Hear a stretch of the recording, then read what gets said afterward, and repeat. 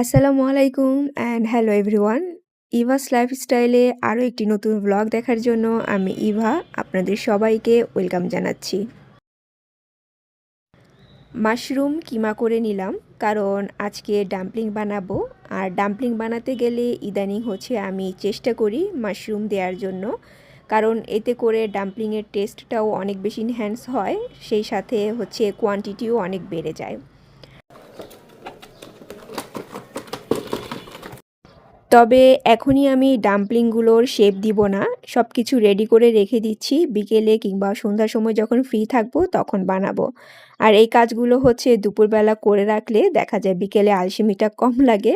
তাছাড়া মাছ মাংস রেডি করার কাজ যেটা, সেটা আমার আফটার শাওয়ার করতে ইচ্ছে করে না, তো দুপুরবেলায় আমি এগুলো গুছিয়ে রাখার চেষ্টা করি।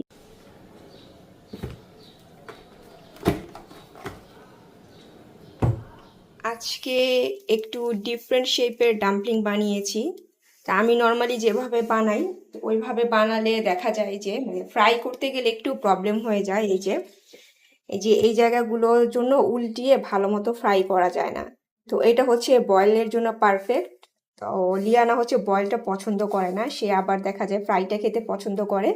তো এরকম করে ফ্ল্যাট করে বানালে দেখা যায় যে মানে ফ্রাইটা পারফেক্ট হয়। তো এর আগেও আমি এরকম করে বানাতাম, কিন্তু মাঝখানে না আমি হচ্ছে এটার শেপ কিভাবে দেয় ভুলে গিয়েছি। অনেক চেষ্টা করেছি কিন্তু হয় না, এই যে আজকেও দেখেন এই যে নষ্ট হয়েছে। তো আমি আজকে একদম ঠিক করে রেখেছি যে যতগুলোই নষ্ট হোক হবে, কিন্তু আজকে আমি এই শেপটা দিয়েই ছাড়বো। যদিও অত বেশি সুন্দর হয়নি, কিন্তু যাই হয়েছে ফ্রাই করার মতো।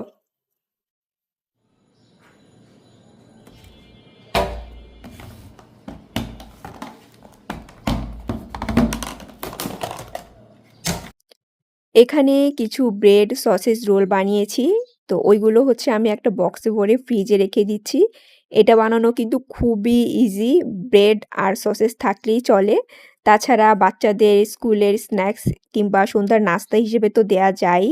সেই সাথে হচ্ছে যদি গেস্ট আসে অ্যাপেটাইজার হিসেবেও কিন্তু কাজ করে, মানে শেপটা একটু চেঞ্জ করলেই হয়।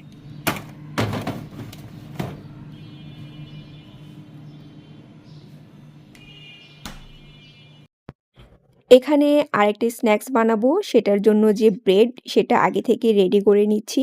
মূলত আজকে হচ্ছে মিনি পিজ্জা বানাবো। আর ডিটেইলস রেসিপি অলরেডি শেয়ার করেছি আমি আপনাদের সাথে।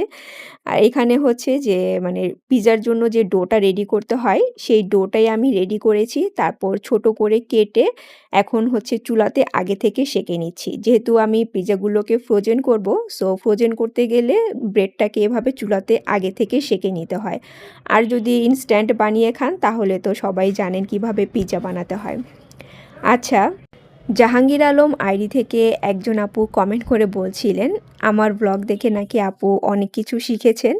তো আমার এটা শুনে না এত বেশি খুশি লাগছিল, আর মনে হচ্ছিল যে যাই হোক আমার ব্লগ দেখে কেউ না কেউ কিছু না কিছু তো শিখতে পারে, এটাই অনেক।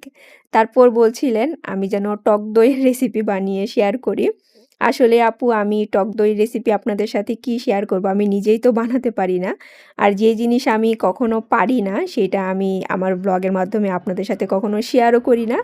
যদি কোনো কিছু নিয়ে চেষ্টা করি ব্যর্থ হই কিংবা সফল হই, যাই হোক না কেন সেটাও কিন্তু আপনাদেরকে আমি বলে দেই। তো এর আগে একবার হচ্ছে আমি ট্রাই করেছিলাম মানে নর্মাল যে দই, মিষ্টি দই সেটা বানানোর, তাও আবার সনাতন পদ্ধতিতে। কিন্তু মানে ভাগ্য খারাপ যে আমার দইটা হচ্ছে জমেনি, মানে যেমনকার লিকুইড ওই রকমই ছিল। এরপর আমি আর কোনো অ্যাটেম্প্ট নেইনি দই বানানোর জন্য, কারণ দই হচ্ছে আমার অত একটা বেশি ভালোও লাগে না, আমার ঘরে কেউ খায়ও না। মাঝে মধ্যে ইচ্ছে করলে হচ্ছে বাইরে থেকে কিনে আনি। তো যাই হোক, এখানে হচ্ছে আমার সবগুলো ব্রেড কিন্তু রেডি করা হয়ে গিয়েছে। আমি একটা ফর্কের সাহায্যে একটু একটু করে হচ্ছে আপনার হোল করে দিয়ে তারপর একটা সস লাগিয়ে নিলাম। আপনারা আপনাদের পছন্দ মতো যে কোনো সস দিতে পারেন, পিৎজা সস হলে ভালো হয়। তবে আমি জাস্ট এখানে টমেটো, চিলি সস, তারপর হচ্ছে চিলি ফ্লেক্স এগুলোই দিয়েছি। আর এখন হচ্ছে চিকেন দিয়ে পছন্দ মতো টপিংস দিয়ে দিব। তো ডিটেইলস আর মনে করেন দেখালাম না, কারণ এর আগের বারও দেখিয়েছিলাম। আর এর আগে হচ্ছে আমি রেক্টেঙ্গেল শেপের বানিয়েছিলাম। ভেবেছিলাম যে একটা করে লিয়ানার বক্সে দিয়ে দিব। তো এবার ভাবলাম যে একটু ছোট করে রাউন্ড করে বানাই, এতে করে মানে ২ টা করে দিব। কিন্তু একটু ছোট বানাতে গিয়েছি ঠিকই, কিন্তু অত বেশি ছোট হয়নি, একটু বড় শেপেরই হয়ে গিয়েছে। এখন সবগুলো মিনি পিজ্জা বানানো শেষ। তো আমি না আগে নরমালি দেখা যায় যে নিচে হচ্ছে আপনার সস দেওয়ার পরে চিজ ইউজ করি, তারপর উপরে টপিংস দেই। কিন্তু আজকে সামহাউ আমি ভুলে গিয়েছিলাম। তো হঠাৎ করে মনে পড়ল যে আমি তো চিজ ইউজ করিনি। তো উপর দিয়ে একটু চিজ দিয়ে দিয়েছি। আর যেটা মানে এট লিস্ট মনে ছিল আমার, যেটা বানানোর আগ মুহূর্তে মনে পড়ল, ওইটা কিন্তু আমি আবার হচ্ছে নিচে চিজ দিয়ে তারপর উপরে টপিংস দিয়ে বানিয়েছি। আজকে আমি ফার্স্ট টাইম মেশিনে কম্পিউটারটা দিয়েছিলাম ওয়াশ করার জন্য। অনেকদিন ধরে মানে চিন্তা করছিলাম দিব, কিন্তু আবার ভাবছিলাম যে দেওয়ার পর নষ্ট হয়ে যায় কিনা। তো আবার ভাবলাম যে না, ভেবে তো লাভ নেই, একবার রিস্ক নিয়ে দেখতেই হবে। তো মেশিনের মধ্যে যে ব্ল্যাঙ্কেট অপশনটা আছে, তা আমি ওই অপশনে দিয়ে তারপর কম্পিউটারটা মানে ওয়াশ করেছি। দেখলাম যে না, একদম পারফেক্ট ওয়াশ হয়েছে আর খুব সুন্দর ক্লিন হয়েছে। আর সবচেয়ে বড় ব্যাপার আর মজার ব্যাপার হচ্ছে এটা এত বেশি ড্রাই হয়েছে, আমার হচ্ছে ব্যালকনিতে দেওয়ার জাস্ট মানে ১ ঘন্টার মধ্যেই হচ্ছে পুরো কম্পিউটারটা একদম শুকিয়ে গিয়েছে।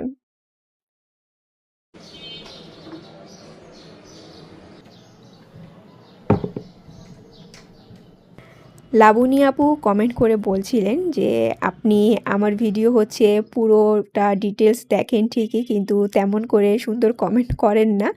কে বলেছে আপু? আপনিও অনেক সুন্দর কমেন্ট করেন মাঝে মধ্যে। তাছাড়া আমার আরও অনেক আপু ওরাও আছে আপনার মতো, যারাও সুন্দর করে কমেন্ট করেন। কিন্তু প্রবলেমটা হচ্ছে আমার। আমি দেখা যায় যে আপনাদের কমেন্টগুলো তেমন একটা মানে আমার ব্লগের মাধ্যমে পড়তে পারি না, কিংবা আপনার নামগুলো নেয়া হয় না। দেখা যায় যে আমার ব্লগ রিলেটেড কথা বলতে, বলতে কিংবা ২-১ জন আপুর কমেন্টে রিপ্লাই দিয়ে ব্লগটা শেষ হয়ে যায়। তো চিন্তা করি যে নেক্সট ব্লগে হচ্ছে কমেন্টে রিপ্লাই দিব, কিন্তু এরপর আর মনে থাকে না। আর মনে না থাকার তো একটাই কারণ, যেহেতু আমি মাত্র সপ্তাহে ২ টা ব্লগ দেই। তো দেখা যায় যে একটু গ্যাপটা বেশি হয়ে যায় আর আমি হচ্ছে নামগুলো ভুলে যাই। আচ্ছা, আমি হচ্ছে এইখানে অল্প একটু তেলের মধ্যে বেশি করে রসুন কুচি, পেঁয়াজ কুচি, তারপর হচ্ছে অল্প একটু সয়া সস, টমেটো সস, সামান্য একটু লবণ আর হচ্ছে চিলি ফ্লেক্স দিয়ে টুনা যে ক্যান আছে সেটাকে সটে করে নিয়েছি। এখন বাকি কাজ করব।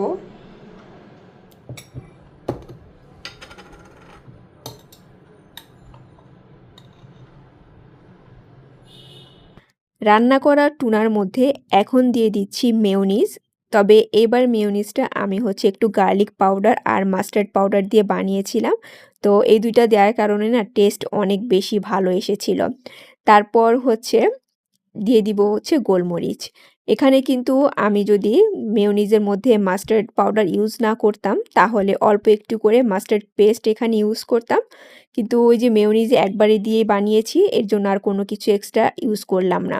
আর সেই সাথে টুনাটা রান্না করার সময় তো আমি বিভিন্ন ধরনের সস দিয়েছিলাম। তো এর জন্য এখানে আর তেমন কোনো কিছুই লাগবে না। এখন এটাকে মেয়োনিজের সাথে ভালো মতো মিক্স করে নিলেই হবে।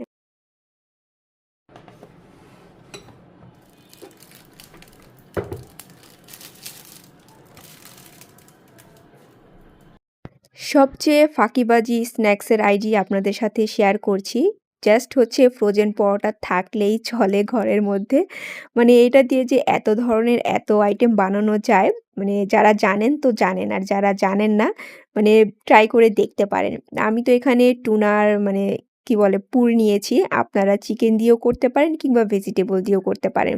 তো আমি এখানে ২ টা পরোটা নিয়েছি। তো আমি হচ্ছে ২ টা দিয়ে বানাবো। তো মাঝখানে হচ্ছে বাটার ইউজ করছি। তবে বাটারটা আমার হচ্ছে একটু মেল্ট করে নেয়া দরকার ছিল। এখানে বাটারও হচ্ছে ফ্রিজের, আর সেই সাথে হচ্ছে পরোটাটাও ফ্রোজেন। যার কারণে না পরোটার মধ্যে বাটারটা ভালো মতো মিক্স হতে চাচ্ছিল না। আমার একটু সময় লেগেছে। তো এই যে এখন হচ্ছে আমি ওইটার উপরে আরেকটা এরকম করে ফ্রোজেন পরোটা দিয়ে দিচ্ছি। তবে এখানে হচ্ছে আমাকে যেটা করতে হতো সেইটা, এটা পুরোটা একটু বেলে নিলে ভালো হতো, কিংবা হাত দিয়ে একটু প্রেস করে নিলে ভালো হতো। তো আমি ওইভাবে না করে এভাবেই রেখেছি। এখন হচ্ছে মানে পছন্দ মতো মানে যে কয়েকটা আমি বানাতে চাচ্ছি ঐরকম করে কাট দিয়ে নিব। আর হ্যাঁ, এখন কিন্তু আমি বানানোর ট্রাই করছি হচ্ছে টুনা ক্রোসেন্ট। এই স্ন্যাক্স বানানোটা খুবই ইজি, সাথে হচ্ছে টাইমও খুব কম লাগে যদি ভিতরের যে ফিলিংটা আছে সেটা আগে থেকে রেডি করা থাকে। তো আমি হচ্ছে আপনাদের সাথে আজকে কিছু স্ন্যাক্সের আইডিয়া শেয়ার করছি যেগুলো আপনারা বানিয়ে ফ্রোজেন করতে পারেন।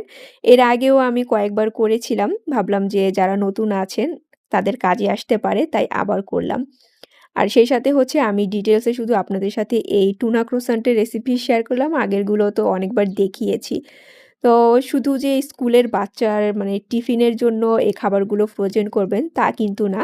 দেখা যায় বিকেলে অনেক সময় বড়দেরও এরকম স্ন্যাক্স টাইপের কিছু খেতে ইচ্ছে করে কিংবা হুটহাট কোনো গেস্ট যদি চলে আসে আপনাদের বাসায়, তখন কিন্তু এই খাবারগুলো ঝটপট ফ্রিজ থেকে বের করে একটু ওভেনে দিয়ে কিংবা তেলে ফ্রাই করে দিলেই কিন্তু হয়ে যায়। কিন্তু মজার ব্যাপার কি জানেন? আমার বাসায় যখন হঠাৎ কোনো গেস্ট চলে আসে, তখন না এই খাবারগুলো রেডি করা থাকে না কিংবা যে কোয়ান্টিটিতে থাকে, ওইগুলো হচ্ছে ওনাদের সামনে দেওয়াও পসিবল হয় না। তো মানে এই জিনিসটা খুব অবাক লাগে। এই যে দেখেন এখন এত খাবার আমি হচ্ছে ফ্রোজেন করছি কিন্তু এখন কেউ আসবে না। যখন অলমোস্ট এগুলো শেষ হয়ে আসবে, তখন কেউ না কেউ চলে আসে। তো যাই হোক, আমি যে ১ম এ বলেছিলাম যে একটু বেলে নিতে হতো, তো আমি তো তখন বেলে নেইনি। তো আমি যখন ১ম এ শেপটা দিতে চাচ্ছিলাম পারফেক্টলি হচ্ছিল না। কারণ পরোটাটা একটু মোটা হয়ে গিয়েছিল। এরপর আমি হাত দিয়ে চেপে এটাকে একটু ফ্ল্যাট করে তারপরে এই যে ক্রোসেন্টের শেপ দিয়ে দিয়েছি। আর হ্যাঁ, প্লাস্টিকের মধ্যে আমি কিন্তু একটু তেল ব্রাশ করে নিয়েছি আগে থেকে। তেল ব্রাশ না করলে কিন্তু মানে ফ্রোজেন যেহেতু পরোটা সবগুলো কিন্তু একদম একটার সাথে আরেকটা মানে মানে প্লাস্টিকের সাথে লেগে যাবে। পরে উঠাতে কিন্তু কষ্ট হয়ে যায়। তো আমি হচ্ছে আজকে এগুলো ফ্রোজেন করব না। এখনই ফ্রাই করে খাবো প্লাস লিয়ানার স্কুলে দিব। তো এগুলোকে এখন হচ্ছে আমি একটু উপরে এগ ব্রাশ করে তারপর ওভেনে দিয়ে দিব। এই যে রেডি হয়ে গিয়েছে আমার টুনা ক্রোসান্ট আর কালারটা দেখেন কত সুন্দর এসেছে। সেই সাথে আমার এগুলো ওভেনে বেক করতে মাত্র ৬ মিনিট সময় নিয়েছে। আর এই জিনিসটা কিন্তু আপনারা সসেজ দিয়েও বানিয়ে ট্রাই করতে পারেন একদম ঝামেলা ছাড়া। আরে হ্যাঁ, সসেজ দিয়ে তো এভাবে আমার ট্রাই করা হয়নি। একদিন ট্রাই করে দেখতে হবে। অন্য শেপ করেছি কিন্তু ক্রোসান্ট শেপটা দেয়া হয়নি। আজকে আমি নাস্তা বানিয়েছি আর এই যে দেখেন আরেমো নিয়ে এসেছে। নরমালি কিন্তু সে আমাকে জিজ্ঞেস না করে কোনো কিছু আনে না। বাসার কাছাকাছি এসে আমাকে কল দেয়। তখন যেটা খেতে ইচ্ছে করে তাকে বলে দেই কিংবা ওর উপরই ছেড়ে দেই। ওর পছন্দ মতো এটা সেটা নিয়ে আসে। কিন্তু সে আজকে ডিরেক্ট বাসায় নাস্তা নিয়ে এসে হাজির। আর আসার পর দেখে আমিও বানিয়েছি। তো সে বলল ওর অফিসে নাকি সেদিন মিটিং ছিল। তো মিটিংয়ে এই নাস্তাটা সার্ভ করেছিল। তার কাছে খেয়ে বলে এত ভালো লেগেছিল। তো সে মনে চিন্তা করেছে আমারও অনেক ভালো লাগবে। যার কারণে ক্যাফেটেরিয়া থেকে সে এই নাস্তাগুলো আমার জন্য কিনে নিয়ে এসেছে। তো যাই হোক আজকে ডাবল নাস্তা হয়ে গেল। সেই সাথে আমি ওয়াটারমেলন মোহিতো বানিয়েছিলাম। তো ভাবলাম যে একসাথে সবকিছু একটু সুন্দর করে ডেকোরেশন করে সার্ভ করি। আজকে আমি রান্না থেকে ছুটি নিয়েছি। তো ভেবেছিলাম কোনো কাজ করব না, মি টাইম স্পেন্ড করব। কিন্তু মি টাইম তো আর চাইলে স্পেন্ড করা যায় না। তো হঠাৎ মনে হলো কিচেনটা অনেকদিন ধরে ক্লিন করি না, কেননা এই কাজটা শুরু করে দেই। আচ্ছা, আমি আপনাদেরকে লাস্ট ব্লগে বলেছিলাম, কেউ যদি পারফেক্ট গুলাব জামুন বানাতে পারেন তাহলে রেসিপিটা আমার সাথে শেয়ার করবেন। আর আমার কাছে মনে হলো যারা আমার ব্লগটা দেখেছেন তারা কেউই হয়তোবা পারফেক্ট গুলাব জামুন বানাতে পারেন না। যার কারণে রেসিপিটাও কেউ আমার সাথে শেয়ার করেননি। তবে ২ জন আপু ২ টার কথা বলেছেন। একজন আপু বললেন যে মিষ্টিগুলোকে হচ্ছে ডুবো তেলে ভাজতে হয়। আর ডুবো তেলে ভাজলে খুব সুন্দর গোল শেপ হয়। তো আমি হচ্ছে ফার্স্ট টাইম যখন ট্রাই করেছিলাম তখন অনেকটাই ডুবো তেলে ভাজার চেষ্টা করেছি। যার কারণে শেপটা একটু সুন্দর এসেছিল। কিন্তু সেকেন্ড টাইম হচ্ছে আমি আর ডুবো তেলে ভাজিনি। কারণ মনে হলো ফার্স্ট টাইম যেহেতু ফেল করেছি, সেকেন্ড টাইমও যদি ফেইল হয় এর জন্য সেই অ্যাটেম্প্টটা নেইনি। তাছাড়া না আমার কাছে অত বেশি তেল ঢালতে গেলে এমন লাগে মনে হয় যে না জানি আমি কি বড় অপরাধ করে ফেলছি। তো এর কারণে না আমি ডুবো তেলে সহজে কোনো কিছু ভাজতে চাই না। যদিও মানে গুলাব জামুন ভাজার তেলটা একদমই ফ্রেশ থাকে, কোনো স্মেলও থাকে না। তারপরও না কেন জানি আমার ইচ্ছে করে না। তো এরপর চেষ্টা করব ডুবো তেলে ভাজার জন্য। আর আরেকজন আপু বলছিলেন যে শিরার কথা, মানে শিরার মেজারমেন্ট কিরকম হয়? তো আপু আমি আপনার মেজারমেন্টেই হচ্ছে শিরা কিংবা রস এটাকে রেডি করেছি। আর রসটা একদম পারফেক্ট ছিল, ওইটা নিয়ে কোনো ঝামেলা হয়নি।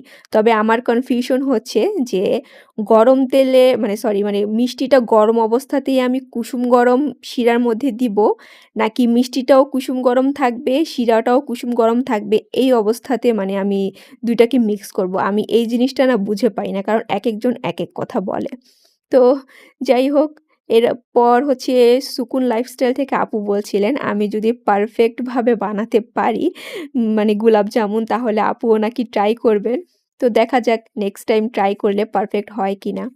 তো এখানে হচ্ছে আমি আজকে লিয়ানার জন্য ঝটপট করে নুডলস করলাম ডিনারে। কারণ ওই যে বললাম আজকে রান্না করিনি। তো গতকালকে যা রান্না করেছিলাম সেটা আজকে লেফট ওভার ছিল। তো ওইটা দুপুরবেলা দুজনে খেয়েছি। তো আরেম তো রাতে রুটি খাবে আর লিয়ানাকে নুডলস করে দিলাম। তো আজকে আমি এখানেই বিদায় নিয়ে নিব। So take care and always love yourself. আল্লাহ হাফেজ।